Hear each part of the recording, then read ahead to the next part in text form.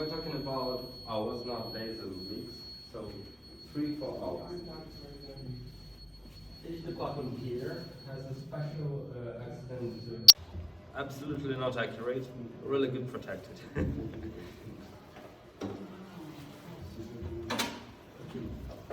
Later on, we obtained.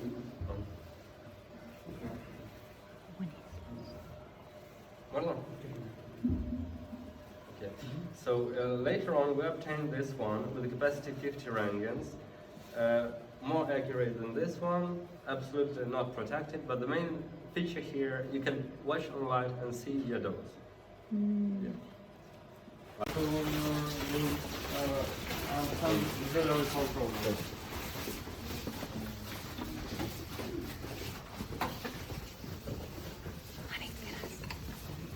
Video.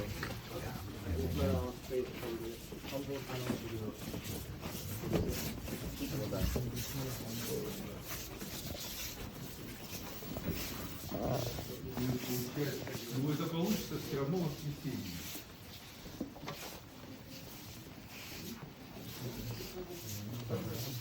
Я вообще не могу туда звонить. Телефон убивает.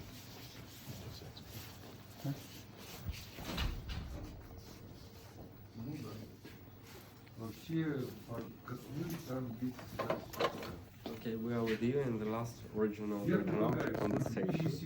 We saw outside electrical switch yards, such towers with electrical lines going everywhere. And those electrical switch yards, they are usually used to manage with their energy from the produce. Two of them still alive. That's like a miracle. Some of them are still in operation. We've got 3 such electrical switch yards for 110, 330 and 750 kilovolts. The 750 was switched off just this year, but 2 of them are keep working. Here we've got this facility hasn't changed a lot since the accident, and during the decommission time also nothing was changed here. Behind you there is a room for the ship supervisor of the station. For example, the cores of the units are gonna be for the decommissioned are gonna be conservated. So we are still waiting. From 2038 until 2045 is gonna be the conservative period. So they are just been prepared and we'll wait. The decommission mostly is concentrated. The dismantling of the equipment within the decommission is. Behind this wall we've got the turbine hull, so the turbine we are cutting everything on metal in turbine hull at the moment. Yeah. And mostly that's all. The second big job here is the spent fuel. Because of spent fuel, yeah, I actually checked with the National Guard, and we've got the status of nuclear installation. All the units are free from the fuel, and the spent fuel is now concentrated in the spent storage facility number 1 on our industrial site. We just store all the fuel in water. When you enter in our territory, you saw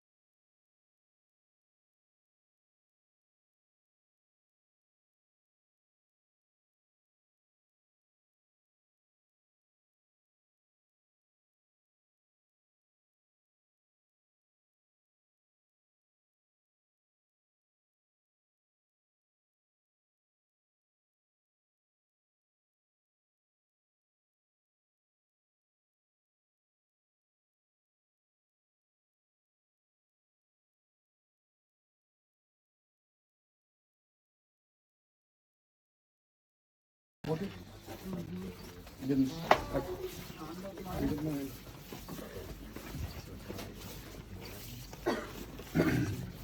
3.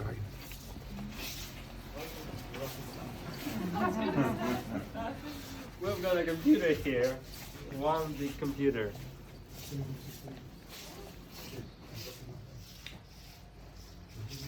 Okay, the nuclear unit is like a complicated thing, and we need to control it using the sensors and detectors.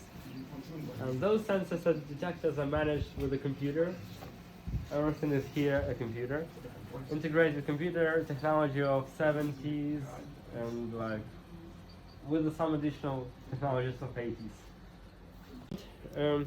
Like you never know which is your parameter, which of your parameters is critical for you, which is not critical. And like during the accident, there was a necessity in two of them, which were calculated and brought manually. And because of the delay, they didn't see that they had a great problem in the bottom of the core. Yeah, here we've got, to the left, we've got the magnet type. It's kind of HDD, SSD, like a memory storage zone. And what else? And those control panels. Yeah? That's the main control panel. From this you can manage an overall. From this you can program the calculation. Presumably you're not using this for any calculations anymore. The anecdote thing that we don't use it anymore. We were using this, you can imagine, until 2000. Until 2000? Yeah. Like in 90s we knew that we were gonna be closed. Nobody wanted to invest any money. We had some computers and replaced, I don't know, a part of this system with more modern computers. But normally they are like, they're not, you cannot easily change this system with a digital system. You need a program logic and kind of software. So we were using this until 2000, until our last unit was stopped in 2000. You cannot see here all the digital systems are removed, and actually this thing was also disassembled completely. We just, upon our request, we made a kind of a museum. You can see that there are two of these controls. We don't need two of this. Usually here was just one present. So I do believe they brought everything from all our similar rooms. The joke about the 800 kilobytes. Despite of having such a small memory, it had 10,000 parameters. It calculated 10,000 parameters. I don't know, we can compare with their modern unit number 4 system, monitoring system, and it has cutting-edge technologies, modern sensors, good computers, yeah, and it calculates only 3,000 parameters. Yeah, of course the parameters are different and the sensors are more complicated, but this thing, it was doing not bad. 10,000 parameters were calculated. Yeah. After the accident, those critical parameters that were necessary for their control room were made, were displayed there. Yeah. I cannot understand the logic of the USSR technology. Like, why haven't they done this before? Really? But after this severe accident, they displayed the critical parameters, all of them, the online displayed into the control room on the screen.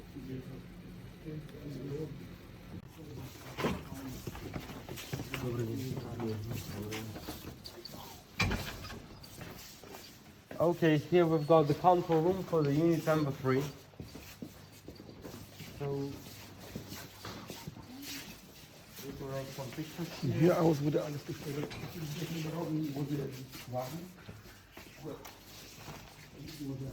the left control panel is for the core, the central control panel is for the weather equipment, and the right control panel for the turbine generators. Maybe it's first of all, if you get dirty and you're contaminated, so we will start to check their spot. It's easier to see. From the dirty place, because maybe where you are dirty, there you are contaminated. That's the main idea. And the second thing is just not painted it's very cheap. Like Just we need a standard lot and of everyone, it. yeah. Yeah, all the contaminated processes are mostly are not cleaned, are recognized like low level. Water from those collectors is coming to the core. The core shaft is 21 meters, but the core itself is 7 meters. The graphite, which used as a moderator here, is covering it a little bit higher, 8 meters. The graphite here is represented with a graphite column, consists of graphite breaks 25 on 25 on 60 centimeters, so like that. And inside those graphite column, we've got a lot of holes, and we put the pipes. Each pipe is 21 meter. The upper part stainless steel. The core part is zirconium, and the bottom part is also stainless steel. Zirconium is connected to stainless steel using diffusive welding, and each water pipe is connected to each channel using their valve. When valves are open, the water can get inside and touch the fuel here. The fuel is also kind of a unique thing here. There is a good word in English, fuel rods. So here we've got a kind of assemblies of those fuel rods. One fuel rod here is a zirconium pipe with a height 3.5 meters and diameter 1.25 centimeters. So very thin and very long. And inside we've got 200 uranium tablets. And this thing, 18 such things, are connected among each other. Then metal connector for the bottom part, and again 18 such fuel rods. So 36 fuel rods. That's the one fuel assembly, and such assembly has been put to the channel. If the valve is open, the water is getting inside, touches it, and on approximately this height boils. The temperature of the water at 275 degrees on the entrance to 285 degrees on the exit. So we are obtaining from the boiling procedure, we are obtaining only 14% of steam and normally 86% of water. This mixture of steam and water goes to the drum separators here and here. The water has been shed from the steam. The steam goes to the turbine hole. Steam rotates the turbine rotates the generator gives electricity goes to electrical switchyard. From electrical switchyard it goes to the consumer. Yeah, hot radioactive steam comes back through is going to their condensators. We are using the water. You saw those water channels and water cooling pond. So those water systems they were used. We were taking the cold water from them, and they never mixed with this hot radioactive steam. So it was always a clean water. And the steam was condensated here. After it was coming back to the drum separators, mixed with the water, and comes back to the pump. For the units number 5 and 6, the square of those lakes were not enough. So we decided for at least for the summer periods, we were planning to use additionally the cooling towers. We saw them unfinished. Yeah. And okay, so it's pretty simple looking. Yeah, you've got a drum with the water. Normally you've got a drum with the water here. Here you've got a pipes with the water, which boils. You've got the steam. You rotate the turbine. You've got the electricity. 1 million kilowatts per hour. Yeah, the power of one unit. So each hour you're getting this million kilowatt. Everything is okay. Yeah. The problem only you can manage each pipe separately. You've got 1,693 pipes. That's like theoretically this is 1,693 separate nuclear units. You're managing simultaneously. Like, or you can, if you want, you can manage them separately. That's the absolutely insane thing. Very complex. You need a very reliable sensors. If one of the sensors will fuck you up, so you will one mistake can cause the whole collapse of this system. You always need to put it in balance, and you can have this balance using like using each pipe simultaneously. Yeah. For example, there were a lot of accidents, several of them, at least. One we had here for the unit number 1. When we obtain in such a situation, when one of the valves for their pipe is closed and water is not getting inside. Everything is going great, everything is working perfectly, but this one pipe is not working and the water is not getting inside. And because of this one single channel began to melt. So it's a partly melting core. Yeah. And we had this accident in 1981. It's not a famous accident, but it was also had radiation consequences for local territories. In 3 villages, all the roofs were changed in 2 weeks. Yeah, they were all contaminated because we had a great emission of hot radioactive steam into the atmosphere, and this atmosphere was rainy, so it's all left in the local territories and landed on nearby houses. Yeah. The second complexity of this unit, normally it works unstable. You need to control it. The pressurized water units, which Ukraine use, US use, everybody use mostly. 80% of the nuclear units are pressurized water units. The operator normally sleeps. He has got a big drum, a lot of water. Water is a kind of absorber, everything under control, and he just sleeping all the time. Here he's 8 hours, he's playing the piano, trying to manage with all the controls to make it stable. On the maximum, the best condition for this unit, the maximum capacity. But on the low and middle capacity, it works unstable in any case, and the personnel never knew about it. So now we are coming to the accident, to the reasons for the accident. Let's come for the control panel of the core.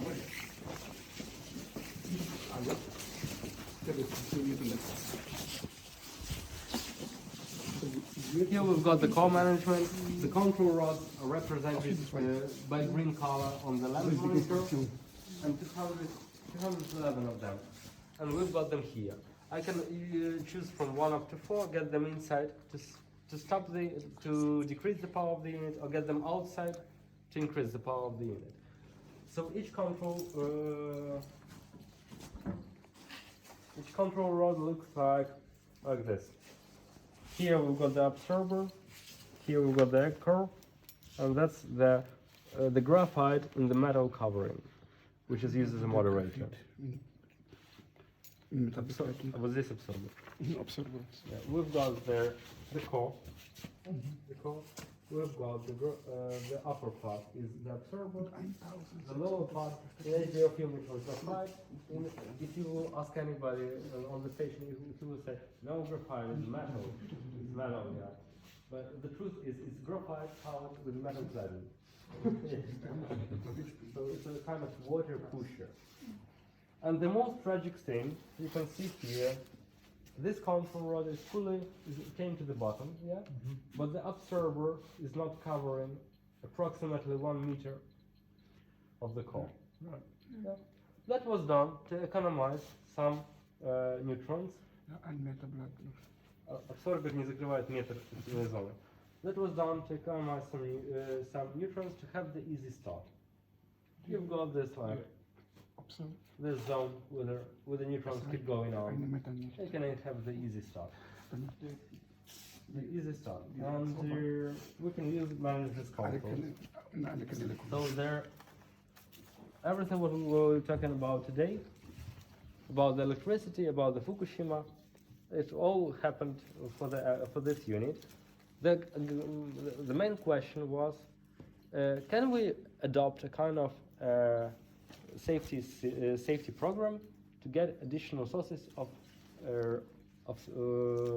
electricity to have the pumps keep working in an emergency situation? The answer was given, yes. We've got the big turbines. Let's test the turbine. It's such a big, when we switch off the turbine, it still rotates because of the inertia and its mass.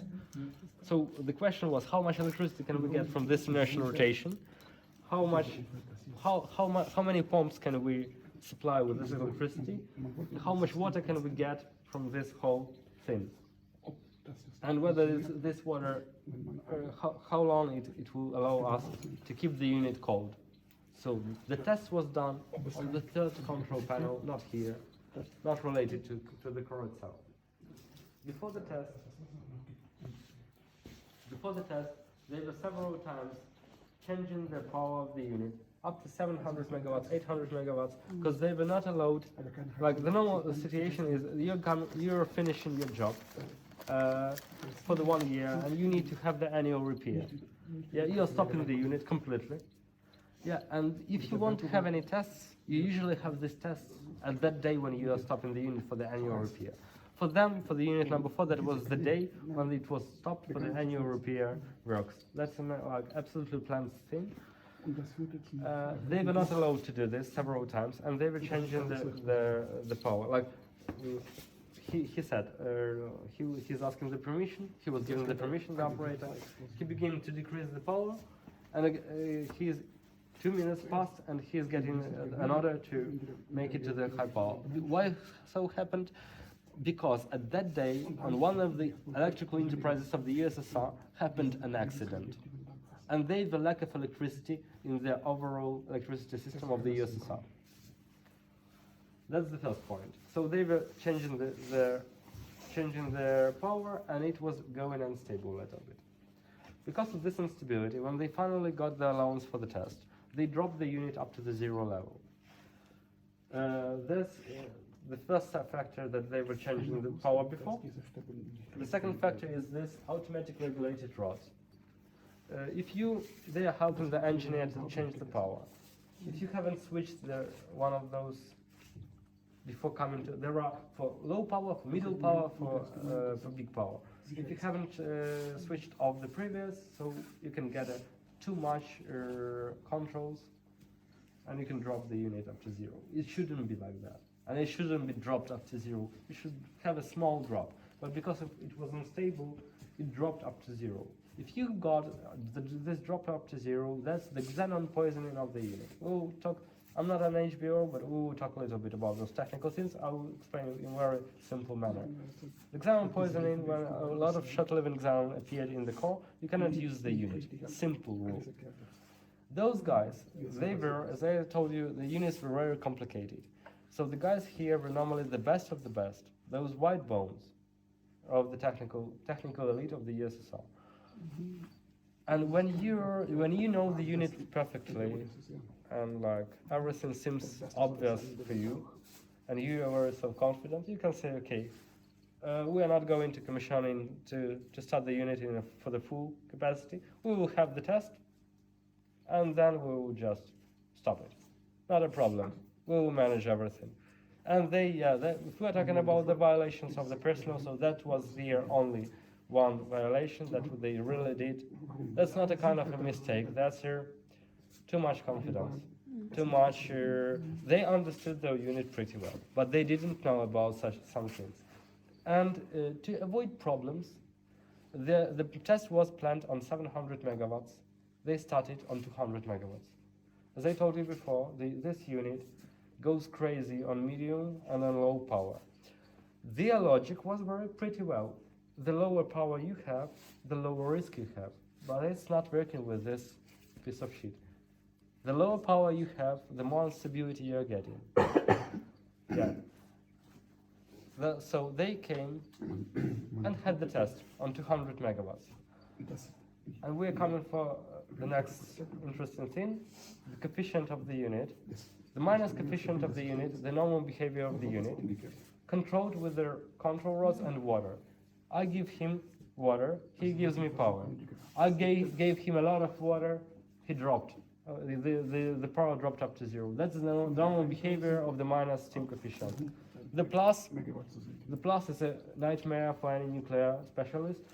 Plus means you can stop it with the water. Any water that is put inside is just increasing your power. And this process will never stop using the water. Only the control rods can help you. They were overcoming the xenon poisoning in the manner when they just put out the control rods and left just the minimal quantity, the minimal allowed quantity of the control rods in the unit. All others were kicked out to have the xenon be like burned with the neutrons. So they decrease their own possibility to use the controls. Yeah? And because of instability, this unit, in some situations, on low power, for example 200 megawatts, which they had this day, became plus. Nobody knew that it's unstable on low power. Nobody knew that it can become in some situations with a plus coefficient. And it became plus. They started the test. The water was getting inside. What was happening? Increase of power all the time. Moreover, they had as I told you, they already had the minimal increase, minimal quantity of the control rods. Moreover, they didn't see this all. Because of the delay with the calculations, they didn't see that the quantity of the control rods is not enough, that the process is going on, that the bottom is overheated. Yeah. They finished the test. Normally finish the test, no alarms, everything goes good. And the last thing of this unit. When the control rod is going from the upper part to the bottom, the metal pusher pushes the water. The metal pusher, graphite and metal, is worse than the water. The water is a better absorber. So that can cause, if you is the worse absorber, like pushing the better absorber, so some neutrons, that can be enough for some neutrons to have the speed and to fly. So this will cause a miserable increase of power. Yeah. Because of all I told you, they had in the bottom they had a problem. They already had the problem. They didn't see it, and they've had the test. So with this bottom, they put all the control rods inside. All the control rods they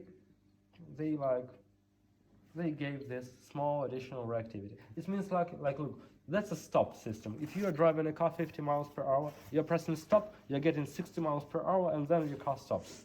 If you're doing this on a highway without traffic, maybe no problem. If you're doing this on a parking place near the supermarket, one day you will hit the wall. And they didn't know about this thing, that the stop system can bring additional reactivity, additional impulse to speed up. So they put all the controls inside, and that was enough to have, with their unstable bottom, this thing connected, and this reactivity was enough to have the instant speeding. Instant speeding of neutrons is a chain reaction. In 20 seconds, they obtained 33 maximum power nominals of this unit, 33 gigawatts. Of course, it's exploded. Yeah, so like that. That's like more maybe for technical than the HBO. The HBO shows very good this, but maybe it's more technical for you. But now you can understand. Like, we cannot say that the personnel is guilty using this thing when everything not is working properly in some regimes that should work. And of course we cannot say that the personnel is absolutely innocent. Like, the life is never black and white. It's somewhere in the middle. But at least, can understand this. I don't know. I'm not trying, I don't think that it was fairly that they put them into the prison. But of course, I cannot say that they were absolutely innocent also for this situation. But now the truth, you can evaluate this. Okay, we need to put on the respirators and to see the control room now. Some areas in the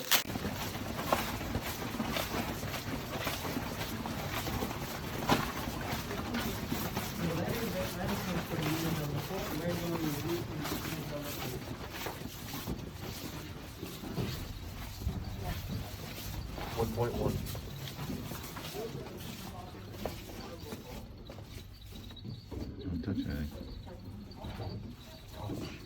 anything.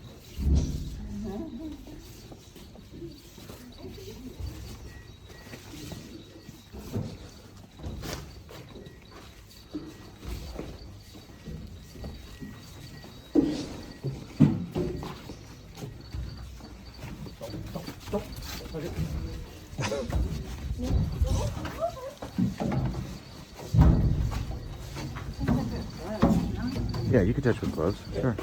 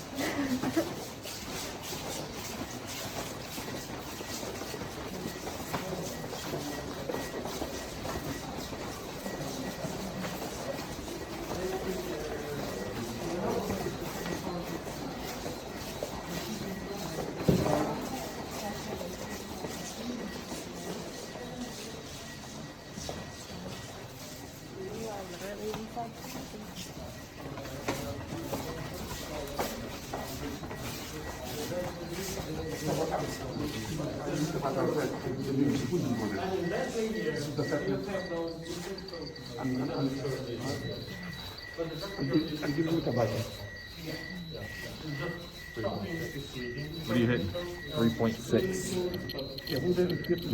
4.1. We've got here the memorial for one of the pump operators, Khadim Tukmaleni. He died during that he was blocked somewhere in the unit number 4. So nobody knows where he's buried. And we like, the unit number 4 is like a kind of a tomb for him at the moment, yeah. And we've got this memorial. Like radiation dose up to 2 millisieverts, so it's like 4 minutes, and come on. And you've got this 100 micro, your permitted dose. So during this visit you will get around 3-4 micros during a whole visit. And there in the terminal hole number 4 you're getting this dose in 4 minutes. Yeah. I was explaining this to media, they don't believe they've got allowance to make the video, but not got allowance for the higher dose. And I explained to them, guys, you've got, I don't know, some minutes. We got inside, they were laughing at me, we got inside, in 2-3 minutes, like your runtime dosimeter, make just insane sounds all the time like that, and you get in 92, 95 you need to get out, yeah, like 90 you need to, like, and that's all. Yeah, like that. Unit number 4 is a very contaminated thing.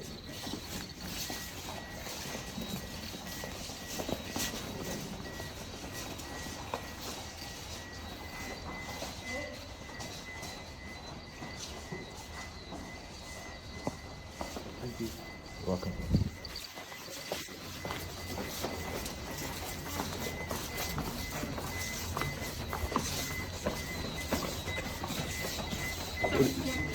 Seven? Really? No. 7.23. 15. Yeah. Wow. Oof. We just had a CT scan equivalent. Oh, here's the turbines.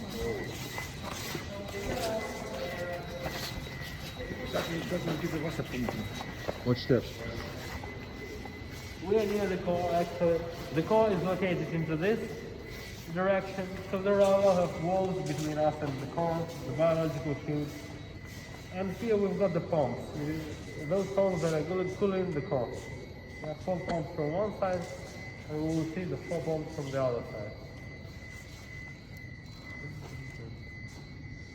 Okay, let's not stay here for a long time. Just make some pictures, and we'll go. Hey, if you hold the button, it turns the video.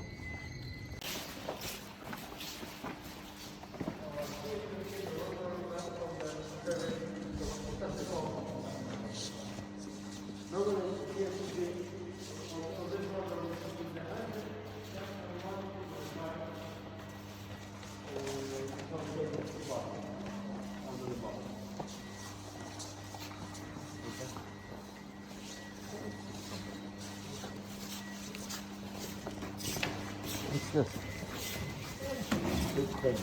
Those small engines are the walls. So it is digital and copper.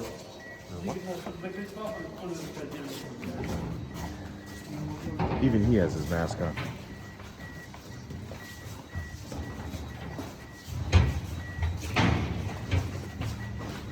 That is the epicenter of the explosion.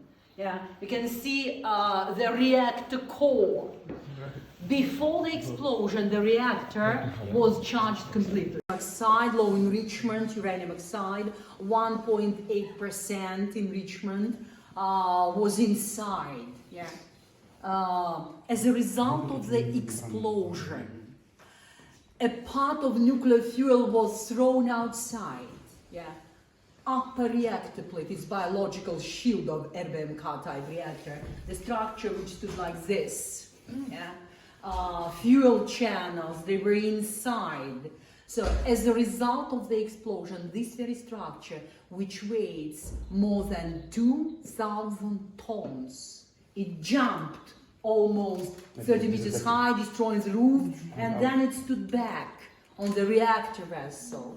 Just imagine what was the power of the explosion. More than 2,000 tons. Yeah. The area around the site, the area of Ukraine, East Europe, West Europe, Scandinavian countries were contaminated as a result of the explosion here. The levels of radiation after the explosion, they were not high, they were deadly high. Deadly high, from hundreds up till thousands Röntgen per hour. Yeah. And people, especially those who were the first, yeah, shift workers, shift engineers, all in all 500 people were at the site at the moment of the explosion. Yeah. They were extremely highly exposed. Yeah. So, of course, you know about helicopter pilots who were involved in these very first works here at the site. What was the task for helicopter pilots? Drop sand. First of all, it was radiological survey. To get this initial information, yeah? They began to work the next day after the explosion, came very close. The tasks after the explosion were, first of all, to stop the chain reaction, to localize fire, to minimize radioactive emissions. That's why hundreds and hundreds of tons of various materials, sand, first of all, soil, lead, boric acid, dolomite, they were dropped inside from helicopters. They came very close. Just imagine 100 meters above, the temperature was plus 200. What was the level of radiation? Even hard to imagine. Yeah. Not long ago. It was in 2017, yeah, the end of 2017, we completed a very important for us project. That was the project of the end walls, the end walls project. You were inside Unit 3 rooms, yeah, and you were in this very area. You have come very close to the wall, which was constructed between, yeah, destroyed Reactor 4 and Reactor 3, yeah. Have you been here? Well, a wall nowadays is one of the end walls. Here are they, yeah? One of the end walls, the east end wall, yeah? The west end wall was constructed here. These two walls, these are nowadays structures to which the arch has been attached, yeah? Well, when we began the construction of the west end wall, this very area was opened, and the remains of one of the helicopters, they were found here. Do you know about the crash of one of the helicopters? So here, it was here, the remains, the fragments of people died, 4 pilots, they died immediately. They were removed immediately, but the remains, the fragments of helicopter, they were left here. And in 2017, they were found in this very area. These very remains, they were not green colored, as all the military equipment. They were sand colored. At first, it was not personally understandable for me. Yeah, why sand colored? Why not green colored? Yeah. It turned out that these very helicopter pilots, first, they were involved in military operations in Afghanistan, and then they were sent to Chernobyl. Just imagine, from Afghanistan to Chernobyl, from bad to worse. Yeah? Right, right. Well, you know about a tunnel which was constructed under, yeah, Reactor 4 building. What for was it constructed? The meltdown. Stop the meltdown. Well, one of the purposes, another one was to reinforce the foundation of the destroyed reactor. The other task was, just imagine, the 6th of May, 1986. The lower reactor plate was burned through, and these lava masses which were produced, the temperature came to thousands, fuel melted, together with all these materials which were dropped inside, plus concrete structures, steel structures, they began to move down. There was a risk of the so-called nuclear meltdown. There was a risk that these very materials might get, first of all, into the water, which was accumulated at the lower shelter levels, at the lower levels of pressure, the pressure pool. Yeah? You know that at first they pumped water, yeah, to cool the reactor. This very water was accumulated here. It is shown at this very model. Yeah? It was necessary to first to empty this very area from water, because there was a risk of one more explosion, thermal explosion. Yeah? 3 shift engineers, Chernobyl nuclear power plant engineers, Ananenko, Bespalov, and Baranov, they went inside. Yeah. They went inside.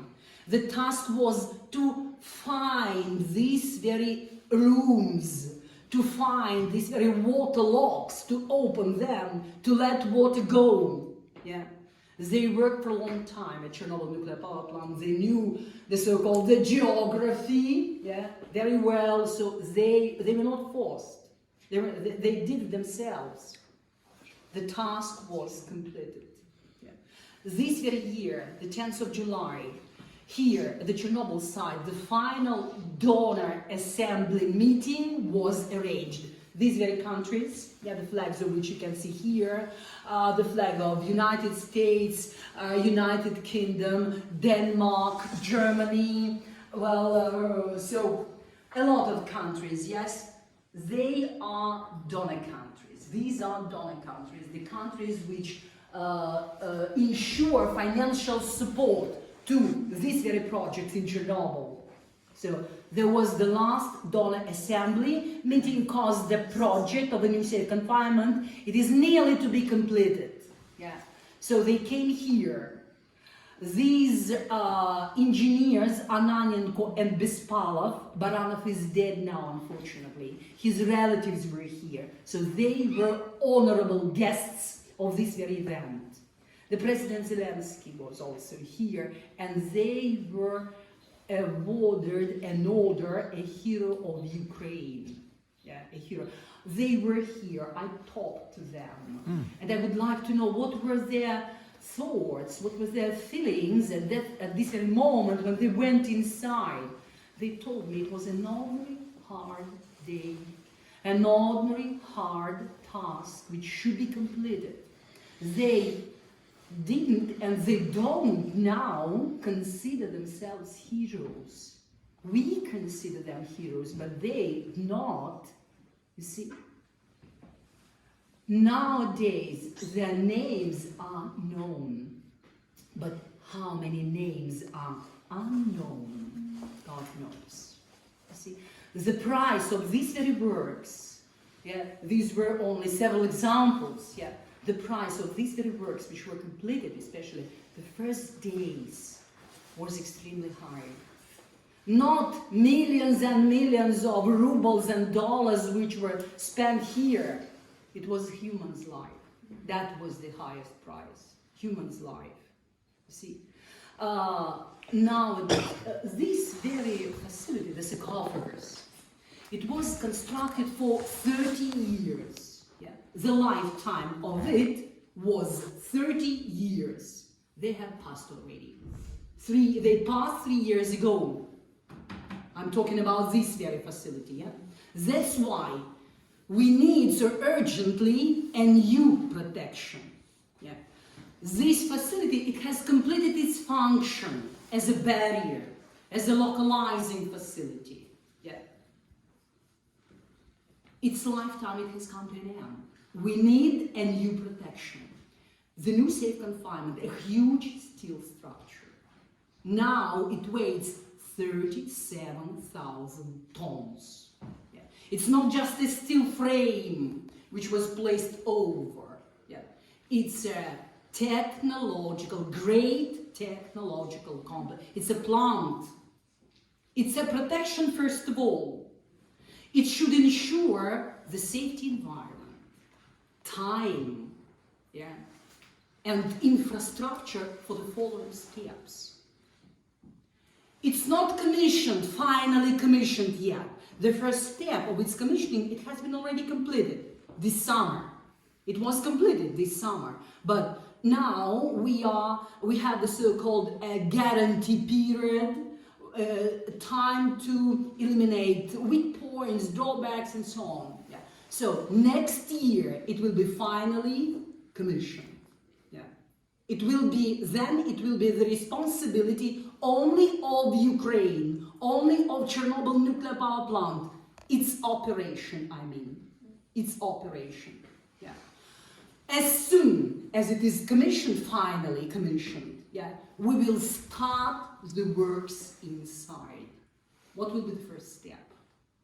Deconstruction of the existing shelter. These very structures, this very equipment, you have seen maybe the elements of this very equipment. It's the so-called, the system of main cranes. Yeah, the system, mobile platforms, you can see they are equipped with various kinds of tools, manipulators. They should support the further works. Yeah. The first step will be deconstruction. These very works, I'm talking about only the first stage of deconstruction, the so-called early deconstruction. We're talking about structures which were placed after the explosion. These very works should be completed up till 2023. We do not have time. We do not have time. Otherwise, they should be additionally stabilized and reinforced. Why? So the date is up till 2023. Stabilization project, which was completed in 2008, it has ensured us time and stability at least for the nearest 15 years. 2008 plus 15, 2023. Up to this very time, this very stage should be completed. Then, processing of these very destroyed systems and equipment. These are radioactive wastes, solid and liquid, 600,000 cubic meters. 43,000 cubic meters high active lead wastes should be processed. Then the deconstruction of the reactor department. And the basic goal of this very strategy is hundreds and hundreds of tons, 1,300 tons of fuel-containing materials which are inside. That is one of the basic risks. Long-lived, high-active, containing nuclear fuel, they are inside. They are everywhere, but the basic places of their location are on the reactor rooms, reactor core, yeah. One of the spent fuel pools, yeah, here. Spent fuel is inside without water. It's one of the most risky areas inside. Yeah. And also the central hall. These are the places of basic location of fuel containment. It's not only lava, no. Radioactive dust, about 4 tons of dust are inside. Contaminated water, yeah, still inside. We pump it out. It goes for processing. By the by, when the arch was placed into its design position, the amount of contaminated water which is pumped is 3 times less. Gas aerosol emissions, we have gas aerosol emissions now, but the amount of them is 4 times less now in comparison with 2016 when the arch was placed. Yeah. Have a look at these very readings of a detector. 1.22 microsievert per hour. That is the level of gamma radiation, not inside, it's outside. Yeah. 1.2225 microsievert per hour. Yeah. When the arch was at the construction site here, 300 meters far from, it was constructed here, yeah, and then moved. The level of gamma radiation here was 5-7 times higher. It worked, it's not commissioned yet, finally, yeah, but it works already. It's a protection. Yeah. A lot of work has been done, but a larger amount is ahead. And of course, it was not possible, now it's not possible, and it won't be possible for Ukraine to complete these very works without international financial support. And we greatly, greatly appreciate, yes, you can see the flags of your countries also here, yeah. We greatly appreciate, yeah, the efforts of these very countries. Well, thank you so much. Thank you. We have a very short video film which illustrates how the arch was placed into its design position. Leo will slow down the car. When you take a look to the right and a little bit back, you will see that it is possible to see only the top of confinement. So we believe that. Do you film that? You film That's it? good. Yeah, film. Yeah. So this is the bridge of death. Yes. So confinement, if it wouldn't be. We'll buy something tomorrow. Because I need to try to open this. Look at that. Where's that? Just rip it. Really? Yes, we're gonna get rid of all of it.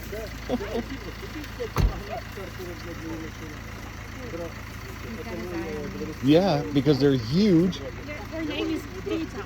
So we know Alpha and Beta here. Oh. Beta has children. Yeah, she will still live in the checkpoint under the. Yeah. You know how to sit? You know how to sit? Oh. Oh, right. She doesn't know. No. She knows food. Let me get rid of this. No. Oh, look at this.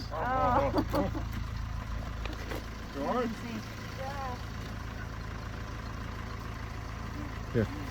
Let me see this.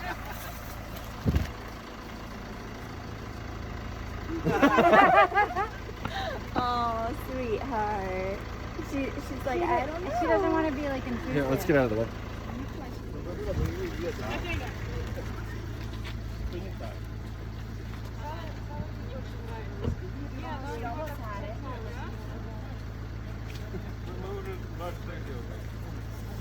Good girl. I'll give her the one dog. Okay. That's it.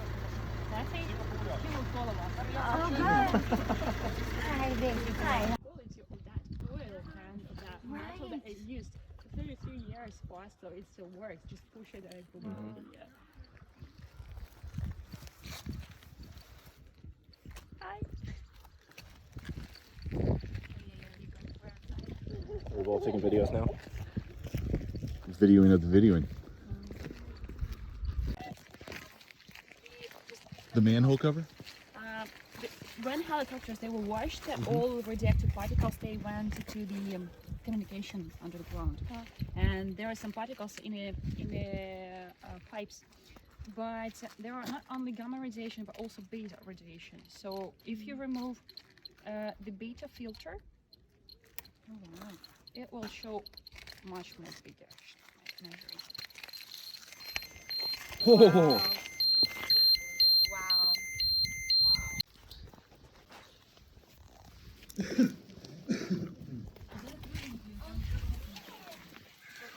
Yeah, I heard you.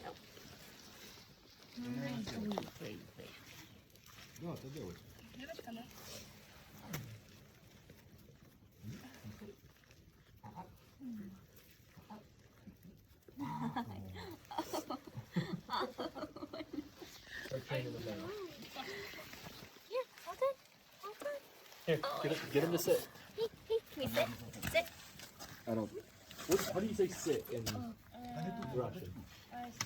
Ukrainian. Сидеть, yes. Okay. Sit. Come back. Oh, I know you want it. Okay, hold it. Sit. He didn't smell it. 211 of them, and we've got them here. I can choose from 1 up to 4, get them inside to decrease the power of the unit, or get them outside to increase the power of the unit. So each control rod looks like this. Here we've got the absorber, here we've got the egg core, and that's the graphite in the metal covering, which is used as a moderator. Вот здесь absorber. Yeah, we've got there the core. The core. We've got the upper part is the absorber. The lower part in HBO film it was graphite. If you will ask anybody on the station, he will say no, graphite is metal. It's metal, yeah. But the truth is, it's graphite covered with metal cladding. Yeah. So it's a kind of water pusher.